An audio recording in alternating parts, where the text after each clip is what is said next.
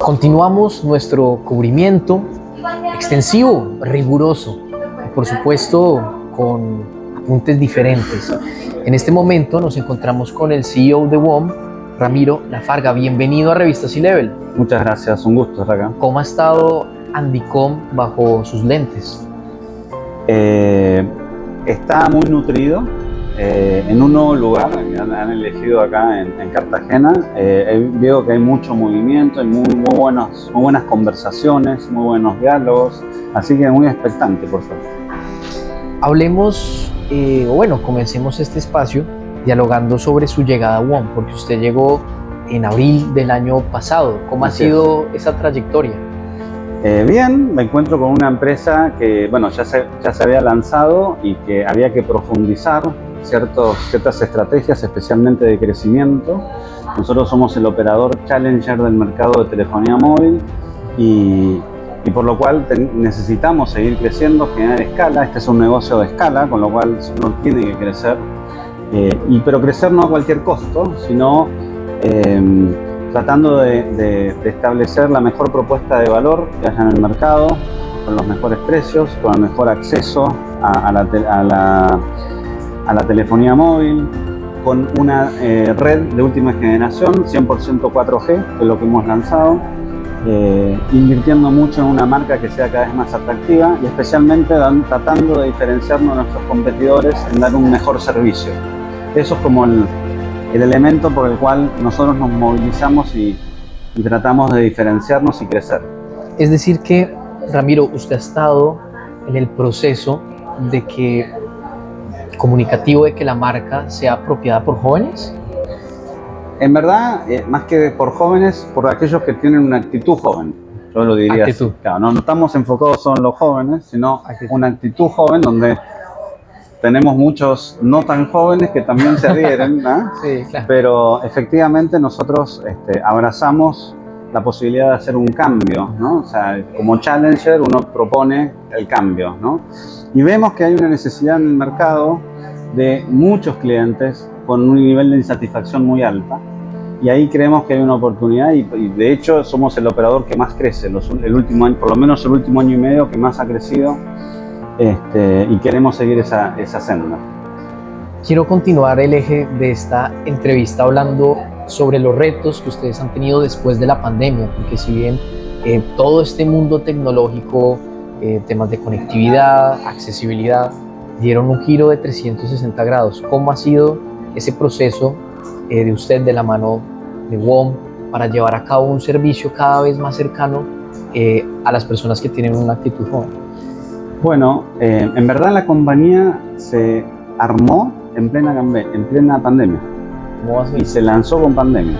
Esa fue la historia de esta compañía, donde hubo que instalar antenas, comprar elementos, contratar gente para poder hacer lo anterior, lanzar un servicio, preparar la marca, preparar las tiendas. Tenemos 500 tiendas. Bueno, todo esto se hizo en plena pandemia. O sea, nació virtual la compañía, pero no es nada virtual, es bien real, porque tenemos hoy 5.000 antenas propias instaladas a nivel nacional.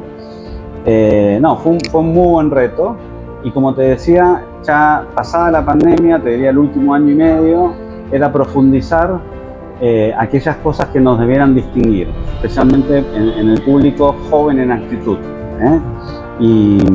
Y dar la oportunidad de decirle a la gente, especialmente hoy, que ya tenemos un servicio muy estable. Estamos presentes en todas las grandes ciudades, en áreas urbanas, y obviamente llegamos a 700 localidades que antes nadie llegaba, por ejemplo.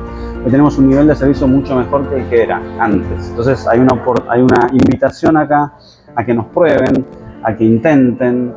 No digo que no tengamos errores todavía, cosas que mejorar, porque somos humanos y la compañía se forma por personas, pero sí tenemos una creciente devoción por ojalá dar un mejor servicio al cliente con las mejores tarifas y una red sólida, creciente, de última generación, que yo creo que es lo que Colombia hoy se merece, ¿no? Así es, y uno de los temas pues, que ahorita es un tema coyuntural que compete no solamente a la parte pública, sino a la parte privada, es por supuesto la 5G. que no solamente le va a servir al ciudadano a tener una banda ancha en el celular, sino también le va a permitir a la alcaldía o a los entes públicos tener mayor control sobre los datos y ser mucho más precisos con la información que quieran recolectar y con las acciones concretas que quieran llevar a cabo. Desde su visión, ¿cómo se ha llevado el proceso de la 5G? Que este lunes estábamos conversando con el ministro, se llevó a cabo el segundo borrador, está en camino. Bueno, 5G es la tecnología que es natural a la telefonía móvil, donde ya muchos países y muchos operadores ya han incursionado y han crecido, se ha lanzado ya hace 3 años a nivel mundial, incluso dentro de Latinoamérica. Entonces es un camino que tenemos que recorrer y tenemos que avanzar hacia eso. Ahora, súper importante entender que en el caso de Colombia, si bien puede avanzar hacia 5G, le falta todavía dar algunos pasos antes para avanzar en lo que es el cierre de lo que llaman la brecha digital, ¿no? Sí. La brecha digital significa que mucha gente no tiene acceso a internet, ni fija ni móvil, nada, no tiene acceso a internet. Entonces, por eso hay que cerrar la brecha digital. Hoy más o menos entre un 50 y un 60% de la población tiene acceso gracias a los operadores móviles, pero la ambición es llevar al 85%. ¿Y qué pasa hoy? 35% más o menos de los clientes que hay en Colombia al día de hoy están en 2G o 3G. Ni siquiera pasan a 4G. Entonces, si uno realmente quiere cerrar la brecha digital, más que plantearse el 5G, que el teléfono más barato de 5G está en $200, con lo cual no puede acceder todo el mundo. Antes que 5G hay que plantearse cómo paso del 3G al 4G primero. Por ejemplo, WOM lanzó una red 100% 4G. Que no es el caso de los operadores que vienen de antes, los incumbentes o el dominante, donde tiene de todos los colores, ¿no? Entonces, no es tan urgente, digamos, el lanzamiento de 5G, que hay que hacerlo igual, tarde o temprano, como la evolución antes que tiene que dar el país para poder cerrar esa brecha digital. Por ejemplo, en Brasil, cuando lanzaron 5G, el 90% de la población ya estaba en 4G. Acá estamos en el 60, 65. Todavía nos queda mucho camino por recorrer. Hay un reto que hemos hablado a lo largo del año y es las industrias que también ayudan a crecer o que crecen paralelamente con la conectividad y con el acceso a Internet. Y hablamos con la presidenta ejecutiva de la Cámara Colombiana de Comercio Electrónico y nos hablaba también de la formación, un tema que también comentó el ministro el día de ayer, la primera jornada, y es el tema de formación en temas tecnológicos para que, por ejemplo, mujeres cabezas de familia puedan no solamente transformar el trabajo que tienen, sino también brindar una serie de experiencias a sus hijos y demás. ¿Qué industrias considera usted que crecen alrededor de la conectividad? Bueno, hoy, digamos, yo te diría todas. Si me preguntas así filosóficamente hablando... Es un transversal de país. La transformación digital, lo que se llama transformación digital, es transversal a todas las industrias. Habrá industrias que obviamente tienen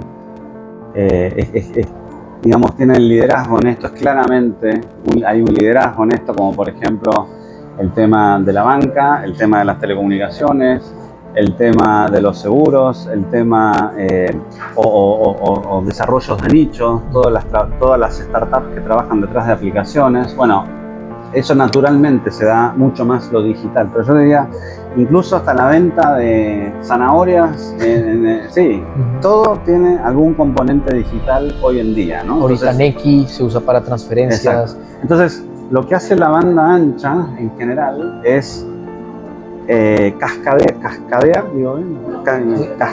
o sea, chorrear para todos lados la oportunidad de que justamente se aceleren estos procesos, porque no sirve de nada que yo haga un training o haga un entrenamiento, una capacitación a 20 personas si después esas 20 personas no tienen banda ancha sobre digital, sobre alguna evolución digital. Entonces, la banda ancha es necesario, es un bien. Hoy la teoría es la pirámide de Maslow de las necesidades. Bueno, sí. Antes lo importante era el agua, la luz. Ahora la gente puede sobrevivir un día sin luz, más o menos, ¿no? Al agua, bueno, comes, compras pero sin internet, ahí te quiero ver, ¿eh? Un día sin internet es un tema difícil. Bueno, entonces hoy se ha convertido en necesidad básica y sin embargo, en el caso colombiano, de nuevo, hay que cerrar esa brecha porque, créanme o no, hoy el 35%, no más, el 40% de la población no tiene acceso a internet. Entonces, eso es una necesidad básica que hay que cerrar y de nuevo, 5G no lo resuelve hoy.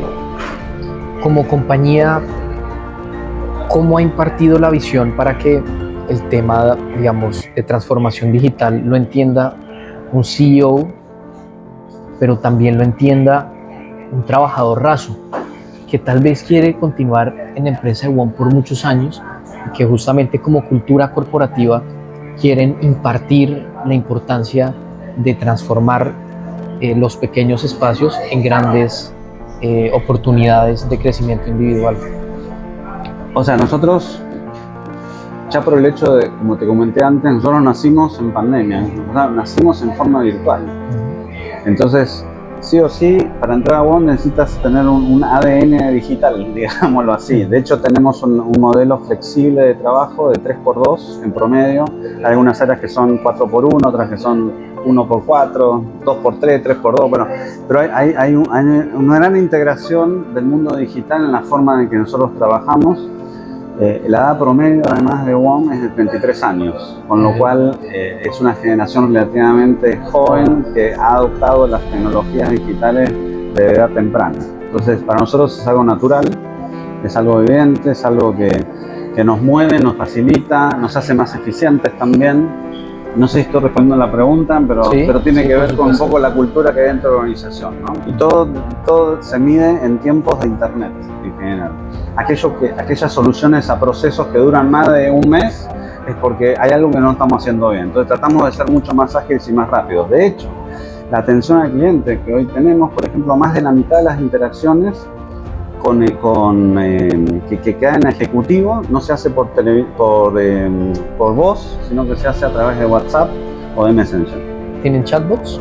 Sí, también. Tenemos. Han funcionado también a ser totalmente, más eficientes. pero eso ya, digamos, es algo natural en todas las industrias. Pero en el caso particular nuestro, además, crecemos mucho en ese frente.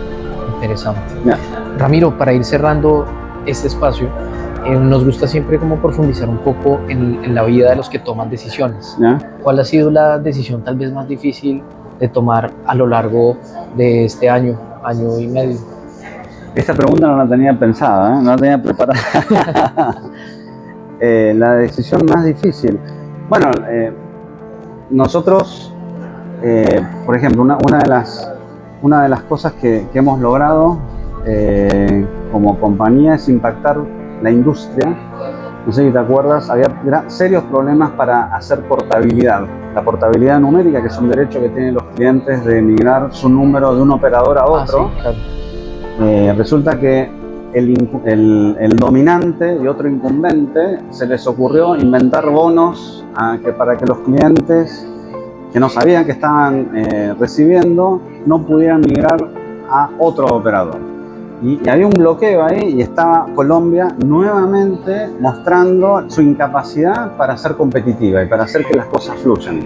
Y ahí hubo una decisión que decir, bueno, ¿qué hacemos con este tema? Y hicimos una campaña muy fuerte en prensa, en medios, que obviamente nos podía jugar en contra, porque es difícil, siendo el más chico del mercado, teniendo menos del 5% de los ingresos del mercado, es difícil salir a pelear con los más grandes, ¿no?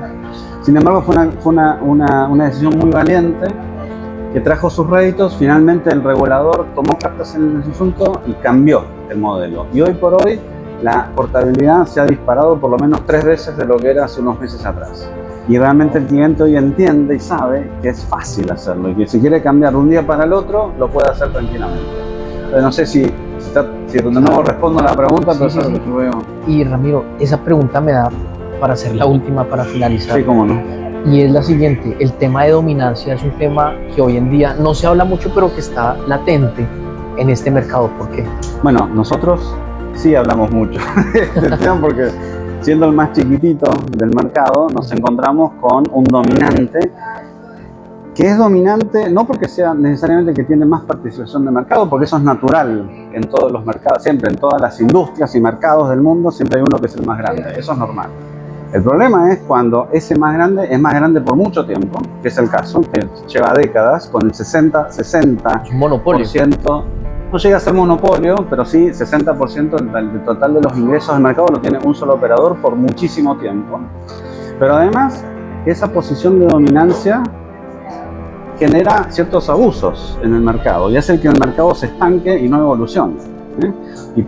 Y tenga decisiones como, por ejemplo, no interconectar al más chico. Nosotros cuando entramos vivimos 8 meses sin poder conectarnos a ese operador porque fue el único que dijo no te conecto, mientras que todo lo demás sí, pero este dijo no.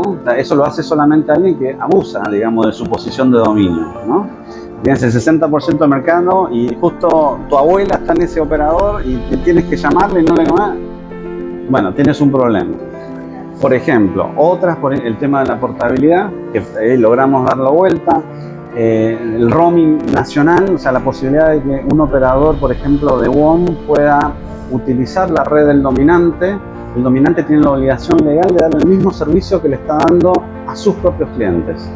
Eso tampoco pasó, nos daba la mitad del servicio por muchos meses, hasta que la peleamos también. Entonces, siempre hay abusos por parte del dominante, por eso es dominante. Si no, el más chiquitito nunca abusa, porque es el más chico. La historia de la humanidad es así. El más grande abusa del más pequeño. Y uno tiene que pelear porque esto cambie, ¿no? Entonces, la SIC, la CRC, la OCDE, todos los órganos reguladores han confirmado que efectivamente esto es una realidad y está mal. Ahora, al día de hoy, créeme, no ha habido acciones concretas, por lo menos al día de hoy, concretas para dar vuelta a esto. Es decir, que entendiendo el panorama que usted nos muestra, ¿se podría estar afectando la inversión extranjera en Colombia en esta materia? Efectivamente, porque claro, un inversionista, por ejemplo ahora que viene la subasta y todo, uno quisiera que haya fila de gente para entrar a Colombia. Y no. ¿Tú crees que hay fila de gente para entrar a Colombia, para invertir en Colombia? No, porque cuando ven cómo es el mercado dicen, hay uno que tiene el 60% del mercado de hace 20 años y además hace que los demás se compliquen, para ponerlo elegantemente, y tengan problemas para... Entonces, claro, el inversionista extranjero dice, no voy a invertir en Colombia. ¿Para qué voy a invertir si va a tener problemas? ¿Para qué? Y eso, entonces, se genera un círculo vicioso que hace que Colombia tenga hoy, escucha bien, el peor nivel de descarga de datos, de velocidad de descarga de datos de toda Latinoamérica. Tenga la menor cantidad de tráfico de datos cursado por cliente por mes de toda Latinoamérica. Tenga la mayor cantidad de clientes por antena de toda Latinoamérica. Debería ser muchas más antenas. No, poquitas antenas. ¿Por qué? Porque hay poca inversión. Y por eso el nivel de servicio también es tan malo. Y la gente no está contenta con los servicios de telecomunicaciones. Dentro de todas las industrias de Colombia, la de telecomunicaciones es la peor que la banca, que en general es al revés en todos los países. Acá en Colombia peor es telecomunicación. Entonces, yo creo que hay una oportunidad, vamos a ponerlo en positivo, hay una oportunidad para torcer esto, darlo vuelta, dar mensajes de parte del regulador de que es posible una Colombia más competitiva, una Colombia que dé lugar a que el inversionista extranjero se encuentre con reglas de juego claras y estables y que no haya abusos de ningún dominante. Ramiro Lafarga, CEO de WOM, muchísimas gracias por estar en Revista C-Level y bueno, esperamos que el resto de su estancia en WOM pues, sea positiva y que logren pues ser más dominantes. Muchas gracias.